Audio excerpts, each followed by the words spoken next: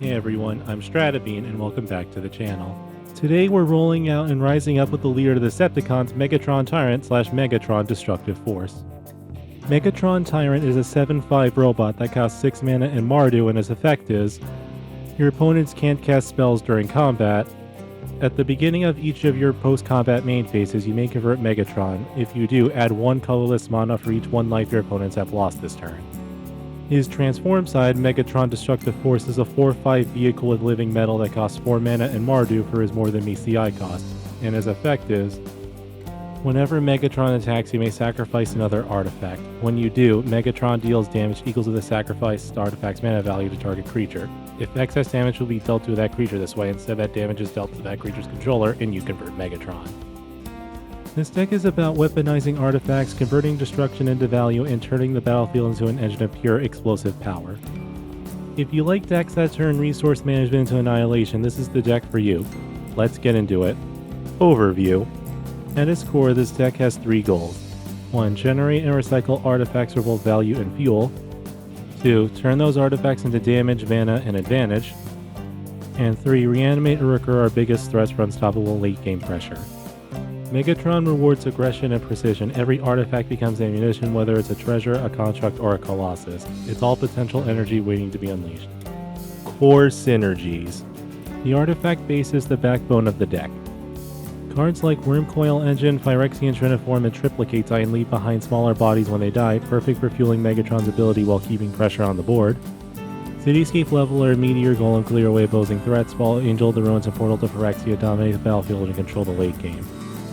Meanwhile, Scrap Trawler, Iron Soul Enforcer, and Low Shield Clockwork Scholar turn all that carnage into value, drawing cards and bringing back what was lost. Goretti, Scrap Savant, Mishra, Tamer, Machbawa, and Wake the Past let us pitch significant artifacts early and bring them back later. Refurbish, Reanimate, and Iara Widow the Realm are other ways to revive or sacrifice high-value machines for massive payoffs. And don't underestimate Pia's Revolution. Every destroyed artifact becomes a painful choice for your opponents. Take damage or let you have it back. Either way, Megatron wins. When Megatron fires, we make sure it counts with cards like Fire Emancipation, Sitting on Fire, and Blitzwing Cruel Tormentor, as they either double or triple Megatron's burn damage, meaning even a sacrifice Solemn Simulacrum can melt an opponent's face. And Florian, Voldaran Scion, and Tymna the Weaver draw cards off that carnage. Megatron isn't just a commander, he's a power plant. Artifacts tend to be expensive, so we got plenty of support to keep them coming. Foundry Inspector, Gior's Familiar, and Starnheim Courser shave mana off all of our artifact spells. Doubling Cube and Jessica's Will help us explode in mana after a big turn, while Soul Ring, Arcane Signet, and the Talismans handle our early game curve. Horizon Stone ensures that no mana ever goes to waste, which is especially useful when Megatron Destructive Force is converting your artifacts into damage. Support and control. Tap to exile Swords to Plowshares and Deflecting Spot handle early threats and spot removal. Toxic Deluge wipes the board clean when you're behind, with Ruinous Ultimatum erases everything that isn't yours. And don't forget Boros Charm and Low Shield. They can protect your army of artifacts from board wipes or keep Megatron alive for another round of carnage. Even if your board falls, recursion spells like Wake the Past, Refurbish, and Reanimate bring everything back stronger than before. Win conditions.